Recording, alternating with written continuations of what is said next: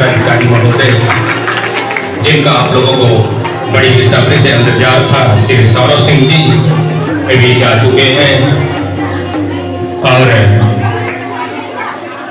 कोतवाली गोबेरू से उप निरीक्षक श्रीमान धर्म सिंह जी, श्री ओम प्रकाश जी और उनके साथ में आए हुए सभी पुलिस विभाग के अधिकारियों का हार्दिक स्वागत और अभिनंदन है विद्यालय परिवार की तरफ से।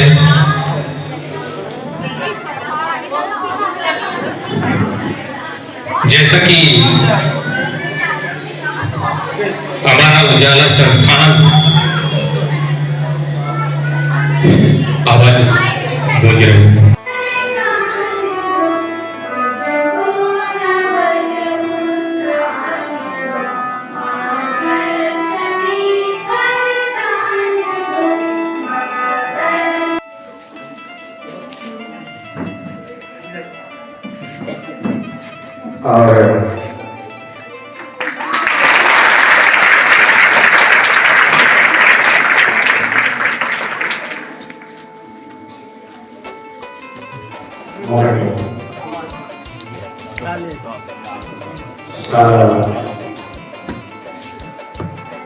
भगवान राम का चित्रा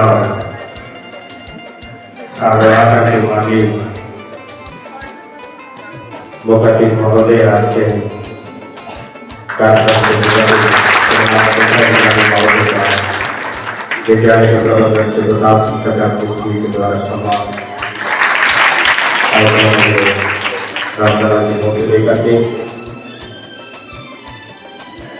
और जैसा कि विदित होगी इस अमर उजाला फाउंडेशन कार्यक्रम के अंतर्गत आगे की कड़ी में मैंने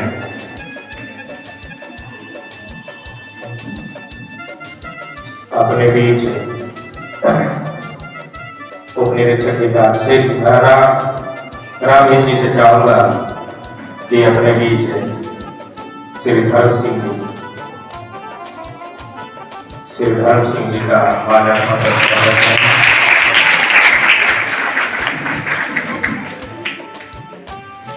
और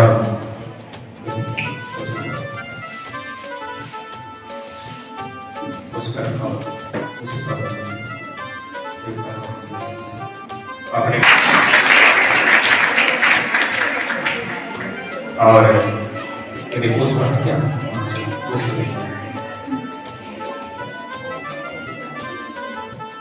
इसी क्रम को आगे बढ़ाते हुए आपके बीच में मैं श्री प्रताप सिंह सचान जी को इसी क्रम में श्री शिवरतन सिंह जी को शिवरतन गुप्ता माफी चाहूंगा मैं बार बार कस्बा इंचार्ज शिवरतन गुप्ता जी को सीट देकर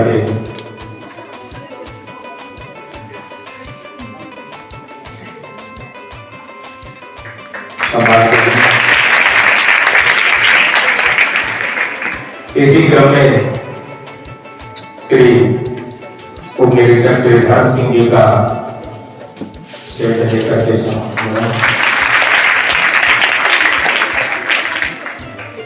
इसी क्रम में श्री ओम प्रकाश जी का श्रेय लेकर के सम्मान करें।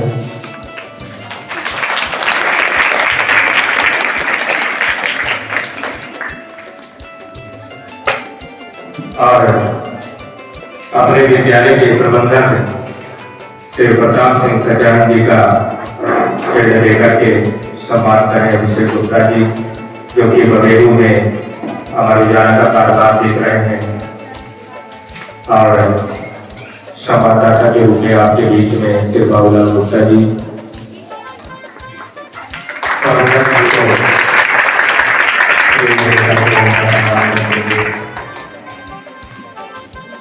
इसी क्रम में विद्यालय की प्रधानाचार्य शिवा श्रीवास्तव जी को श्रेय देकर के उनका सम्मान करें।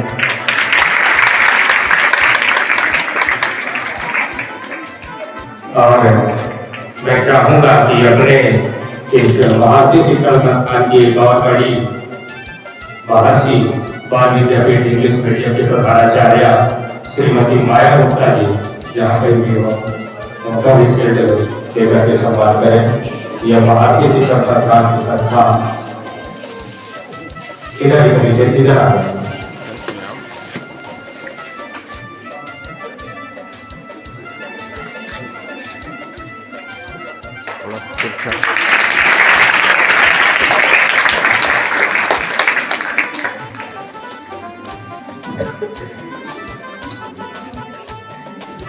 और इसके पश्चात आज के कार्यक्रम के अतिथि श्रीमान सौरभ सिंह जी को आप सुनेंगे। अपने बीच में विद्यालय के प्रबंधक श्री प्रताप सिंह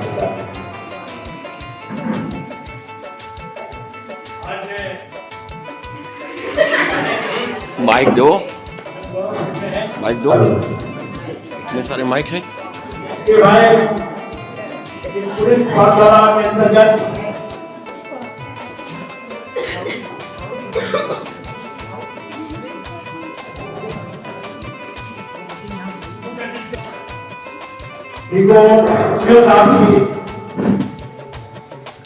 उपाध से किया जाता है और जब से इस जगह में उनका आगमन हुआ, सुरक्षा व्यवस्था कानून व्यवस्था की तरफ से उनका एक ऐतिहासिक उल्लेखनीय कार्यकाल कहा जाए। ऐसे हमारे भी माननीय श्री सौरभ सिंह जी मुख्य अतिथि के रूप में है। मैं विद्यालय परिवार की ओर से अपनी ओर से उनका हार्दिक स्वागत और अभिनंदन करता हूँ। उनके कुशल नेतृत्व में जो उनकी टीम नगर में जगह जगह कोने कोने में गली गली में तलावों में उनका सहयोग कर रही है। ऐसी टीम की जो कप्तान मैं कहूँगा नगर के श्री राज गुप्ता जी जो कि इंचार्ज हैं, मैं उनका भी हृदय स्वागत और अभिनंदन करता हूँ। हमारे बीच में उप निरीक्षक धर्म सिंह जी जो अपने कुशल कार्य क्षमता के लिए जाने जाते हैं, मैं उनका भी अपने विद्यालय परिवार की ओर से हार्दिक स्वागत और अभिनंदन करता हूँ। और श्री ओम प्रकाश जी तो मैं हृदय से स्वागत और अभिनंदन करते हुए उनको जो टीम की जरूरत है उनको स्वागत करता हूँ।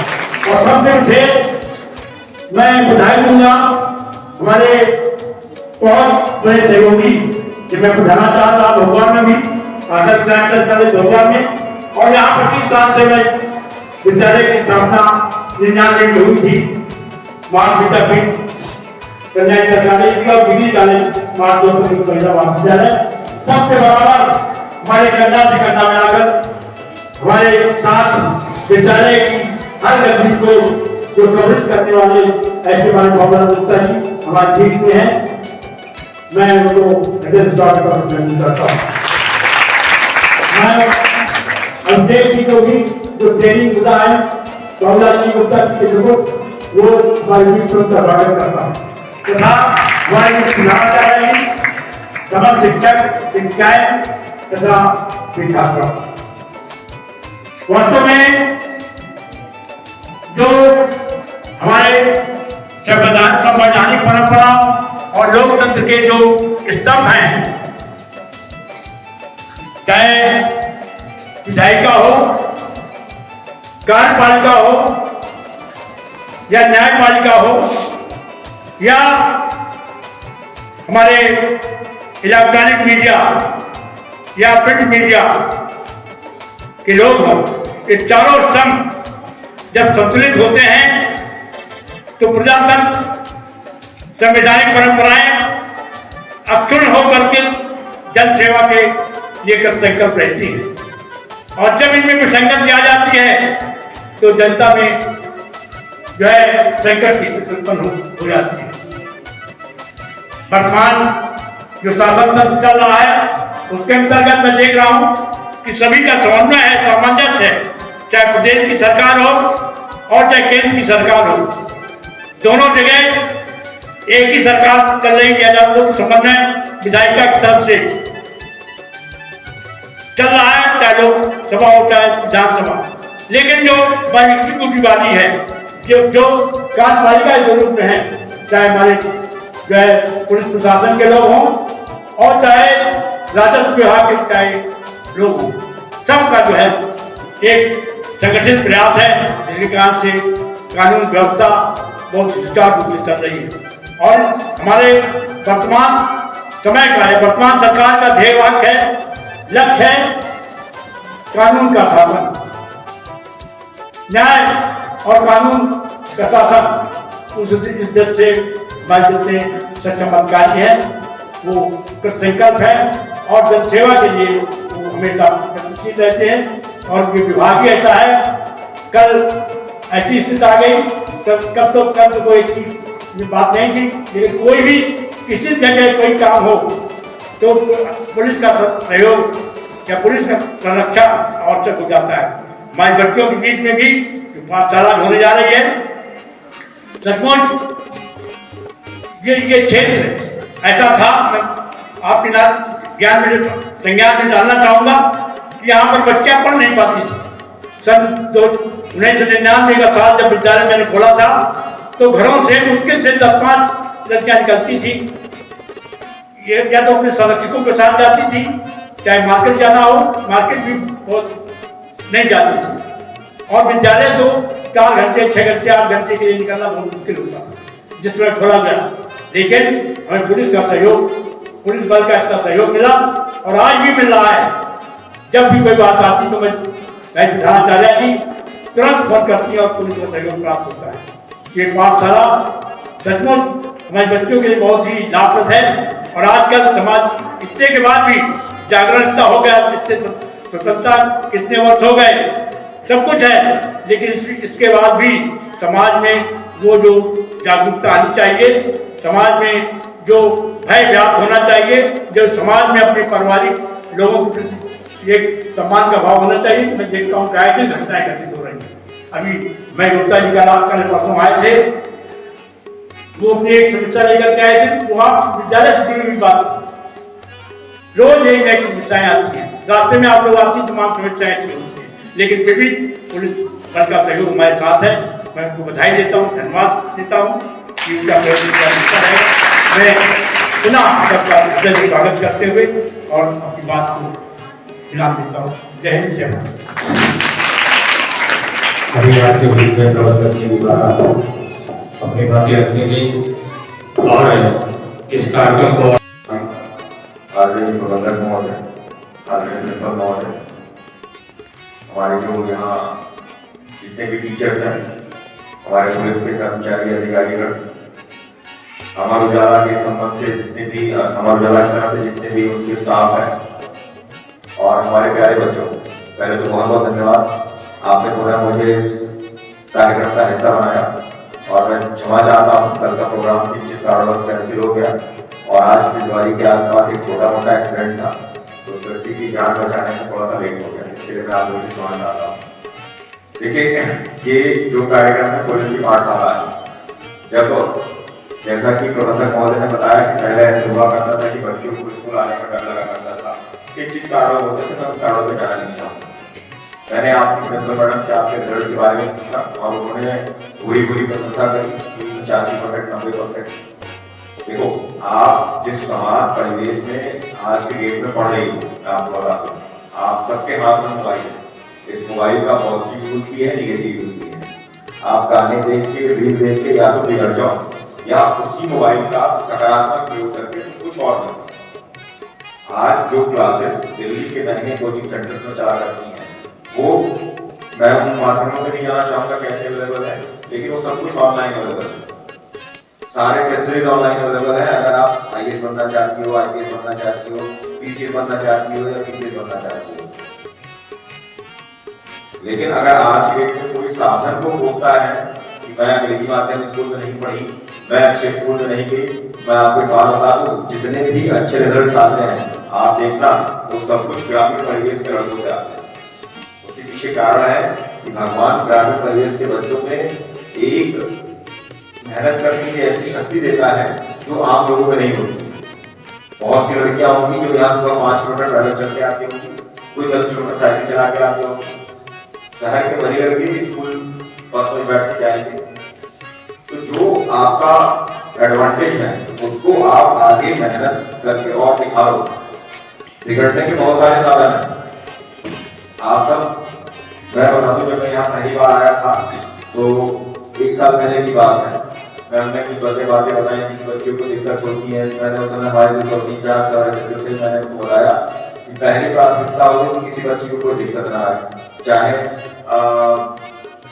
कोई संडा रोड पर ट्यूशन पढ़ने में हो या आपको स्कूल आने में। कभी भी कोई दिक्कत आती है आप अपने मैम को बताइए, मैम फोन करके हमको बताएंगी, अन्यथा मेरा नंबर इंटरनेट पे अवेलेबल है 94 फोन जरूर उठे, 1 से 2 बार जरूर उठना है, चाहे रात को 3 बजे बताए। मैं और हमारी पुलिस आपके लिए तत्पर है, लेकिन उसके बदले में आप हमारी समाज का हिस्सा हो, हमें आपसे कुछ चाहिए। एक ऐसा बढ़ कि कल को आप पढ़ के लिख के हमसे भी अच्छा बनो, मैं आपको सैल्यूट करूं। और कभी माँ बाप क्या दे पा रहे हैं नहीं दे पा रहे हैं उन पर तोहमत मत करना। मैं आपको बात बता दूं, मैंने ऐसे रिजल्ट देखे हैं। कोई ऑटो ड्राइवर का बेटा केवल टॉप कर जा रहा है, कोई ठेले वाले का बेटा आईएएस में फर्स्ट रैंक सेकंड रैंक ला रहा है। तो सब आप अपने अमर उजाला अखबार के माध्यम से पढ़ते हो। और जो भी आप अखबार पढ़ रहे हो, अगर आप पहले तो आप दोनों भाषाओं पे अच्छा कमांड करो, वर्ड मीनिंग बहुत ज्यादा याद करो, चाहे अंग्रेजी की हो चाहे हिंदी की। नहीं बोल पा रहे कोई बात, जो अंग्रेजी बोलना है, अगर आपकी वोकैबुलरी रिच है, वर्ड मीनिंग ज्यादा अच्छी है, तो आप बात मानो 6 महीने में सब कुछ कर लेगा। 6 महीने में वर्ड मीनिंग अच्छी रखो अपनी, हिंदी की भी अंग्रेजी की भी। दोनों भाषाओं पे समान रूप से प्रवृत्ता बहुत जरूरी है किसी भी एग्जाम को निकालने के। ना आप हिंदी को नेगलेक्ट कर सकते हो क्योंकि अंग्रेजी एक वैश्विक भाषा है, आप उसे भी पीछा नहीं पड़ा सकते। शुरू में आपको लगेगा समझ में नहीं आ रहा है, कई लोगों को है कहाँ है फिर लगेगा, नहीं समझ में आ रहा, कोई बात नहीं, याद करो। आप विश्वास नहीं करो कि जब आपकी मैडम आपको 2 बार बताएंगे, तीसरी बार आपको समझ में आने लगेगा। लेकिन कभी पीछे मत भागना।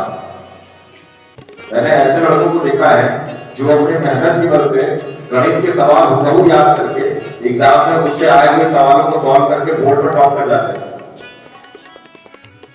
तो आप इस बात का ध्यान रखना बेटा, पढ़ाई के लिए केवल एक चीज जरूरी है, मेहनत। और जो आपकी उम्र है, ना आपको कम खाना खाने से कुछ होगा, ना ज्यादा खाने से कुछ होगा, ना 5 किलोमीटर पैदल चल के पढ़ने से कुछ होगा। और ये समय आपके पास दोबारा नहीं आने वाला। मैं जब आपकी उम्र में था तो जितना मैं पढ़ सकता था मैं आज नहीं पढ़ सकता हूँ। तो अपने इस समय का बेटा इस्तेमाल कर लेना, दोबारा नहीं आएगा। तुम्हारे ऊपर निर्भर करता है कि तुम अपने आप यहाँ से कहाँ लेके जा रहे हो।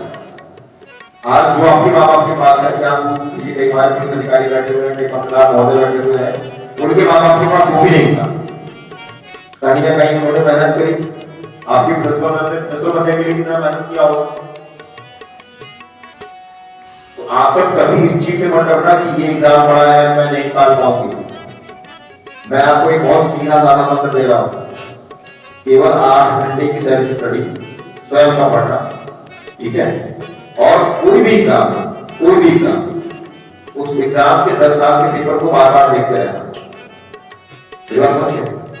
8 घंटा पढ़ना है खुद से, कोचिंग ट्यूशन हटा, और कोई बहुत मुश्किल बात नहीं।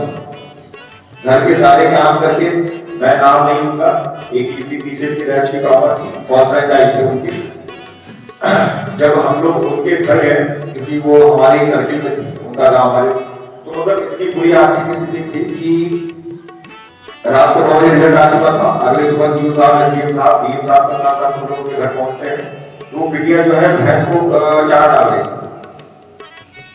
और उसके घर में इतनी कुर्सी नहीं थी कि 10-15 कुर्सी निकाल कर देके सब लोग एक साथ बैठ गए।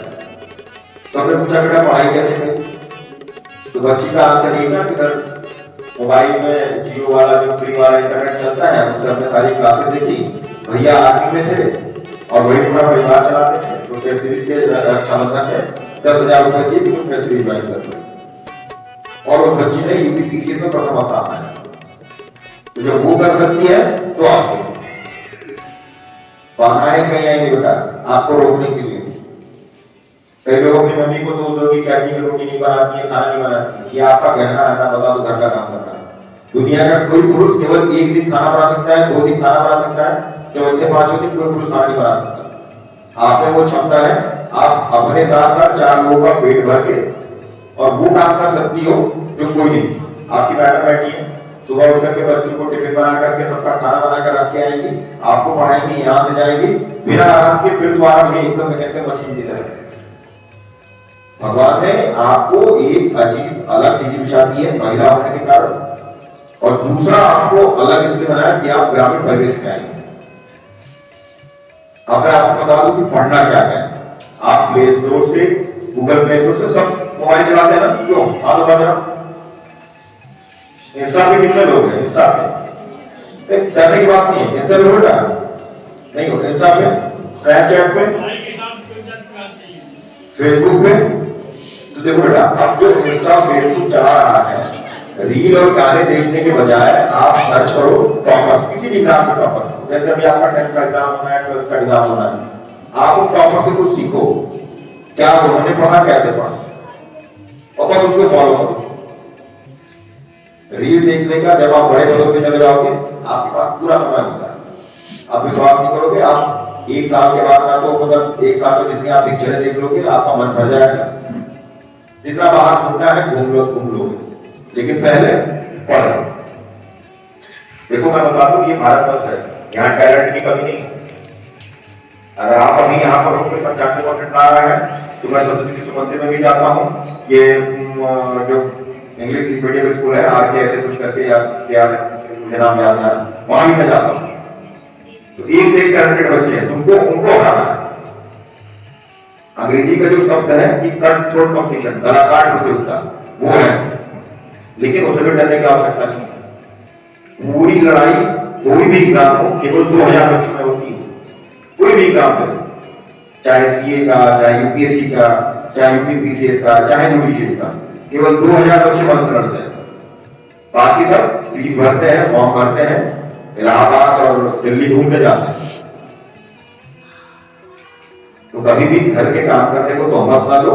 आप 3-4 घंटा पढ़ोगी, बहुत अच्छा करोगी। तो प्ले स्टोर पे आप अच्छे बुक्स जा करके एनसीईआरटी की बुक्स जरूर पढ़ना, उनका हिस्ट्री, ज्योग्राफी। देखो बहुत बच्चों की गणित अच्छी नहीं होती है, तो उसमें परेशान मत हो, ठीक है?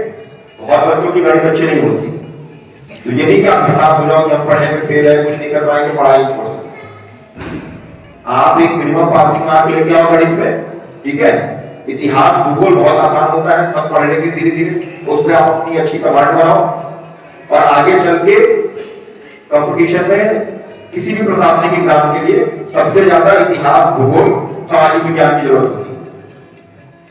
उसमें कोई गणित नहीं, आपको पढ़ना है कि गांधी जी ने कब कौन से आंदोलन किए, उनको याद रखना है, कब याद रखना है, किस आंदोलन में क्या था, क्यों हुआ था। भूगोल के बारे में याद करना है कि धरती के लेयर कौन कौन थे, कहाँ क्या पाया जाता है। तो जिसको गणित ना है वो परेशान होता है। अगली बात बताते हैं, जितने भी अखबार आते हैं, आप अखबारों पे या तो क्रिकेट मैच देख लिए, अगर लड़के हैं तो भाई किसने कितना रन बनाया, नहीं तो ऊपर की 1-2 लाइनें पढ़ ली, और नहीं तो जाहिर बात है आपको जब हीरो हीरोइन होता है, गाने, पिक्चर देख, इनके बारे में पढ़ ली। लेकिन बेटा इन्हीं में एक पन्ना होता है जिसको हम संपादकीय बोलते हैं, ठीक है? एडिटोरियल अंग्रेजी में।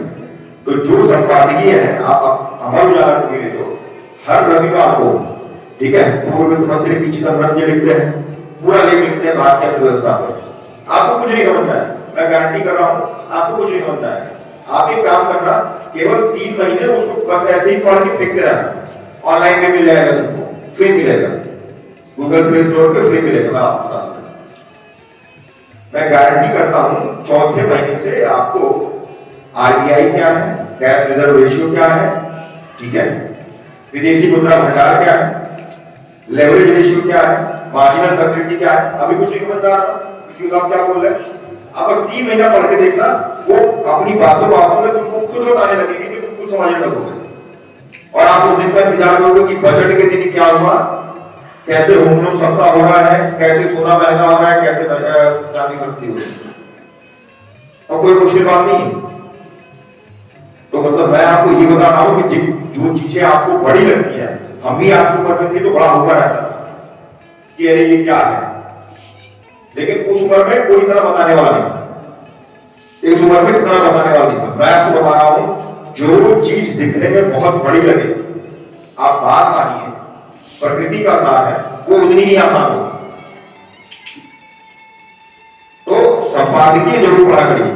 अमर उजाला के रविवार वाले एडिशन में वॉशिंगटन टाइम्स अमेरिका के एक अखबार है, उसके कोई ना कोई एक या दो प्रसिद्ध संपादक जो है वो विश्व के बारे में लिखते हैं। इजराइल में क्या होगा, गाजा में क्या हो रहा है, अभी ईरान में क्या होने वाला है, कैसे हो रहा है, और बड़े एग्जाम में ये सब चीजें आती हैं। आप ये बात समझ रहे हैं? तो अगर आप शुरू से उन पे कमांड रखोगे और जब ना समझ में आए तो डरना मत, बस आगे बढ़ते चलना। क्योंकि देखो आगे की किताबें मैं आपको बता दूं, आगे की सारी जितनी किताबें आएंगी, जो चीज आपको चैप्टर 1 में समझ में नहीं आएगी, चैप्टर 9वीं तक जाते जाते आपको लगेगा अरे ये कितनी आसान है।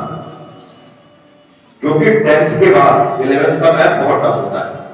डिफरेंशियल कैलकुलस आ जाता है, इंटीग्रेशन आ जाता है, आता है ना, ज्योमेट्री टफ आ जाती है, जो छोटी बहुत बड़ी हो रही होगी।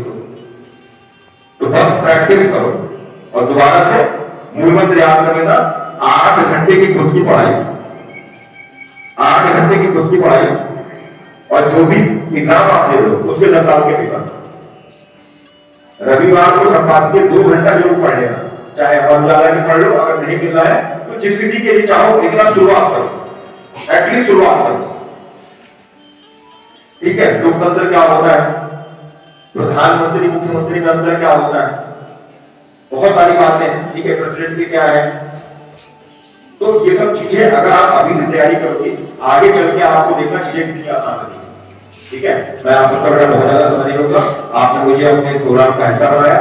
मैं तुरंत अमर उजाला को ढेर सारी शुभकामनाएं देता हूँ आपके इस अच्छे तरीके से जो आप आयोजन करा रहे हैं, आपके अखबार के माध्यम से, जो आपकी कॉर्पोरेट सोशल रिस्पॉन्सिबिलिटी है बच्चों को जागरूक करने के लिए और शिक्षा का एक अभिन्न अंग बनने के लिए। प्रिंसिपल मैडम को, यहाँ के सभी टीचर्स को और हमारे प्यारे बच्चों को ढेर सारा मेरा हृदय से आभार, बहुत बहुत धन्यवाद।